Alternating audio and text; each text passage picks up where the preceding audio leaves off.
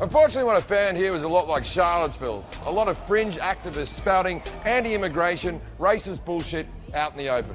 If you want to fight Islam, you have to hit it at the core. Get rid of that smug smile, you f***ing Go back to f***ing Sudan. What's going on, Patriots? Now, you've probably seen the video of Avi Yemeni exposing Jim Jefferies for a lying piece of shit. Now, Jim Jefferies did an interview where he bragged about fake editing the video. Afterwards, he drew a picture of Muhammad and said that dingoes would throw up if they ate Muslim babies. Totally disgusting shit. Now, a few months ago, Jim Jefferies' producer wanted me on the show.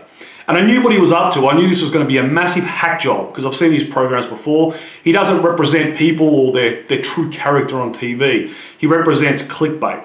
Now, his producer, Andrew Watnick, wanted me to do the interview during his comedy tour in Australia, Sydney and Melbourne.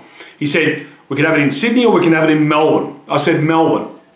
He said, great, we'll do it in Melbourne. And then he came back to me a week later and he said, look, can we do it in Sydney? It's a lot easier for me. And I said, I've got a warrant for my arrest in Sydney. It's nothing serious. It's just a protest preventing a clergyman from conducting his religious duties, which is like it's a very low charge. It's almost like, in American terms, a misdemeanor or a summary offense.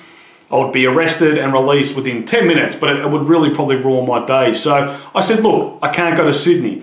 He comes back to me, gives me a phone call the next day and says, come to Sydney. Look, we won't tell the police. Just come down. We'll fly you down. We'll get you a limo. We'll do all this stuff for you. Just calm down. I said, you know what? Okay, I'll do it. But I'm not going to Sydney. I'm not that fucking stupid. We'll do the interview and they'll have the police waiting for me and tear me out of the interview. Massive, massive episode he would have there. Arresting a neo-Nazi. We got him arrested, guys.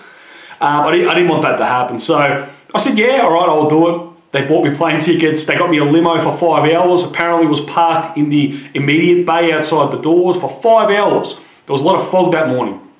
So they didn't know whether I was coming in on another flight or whatever. The truth of the matter is I got shit-faced the night before and just slept till about midday.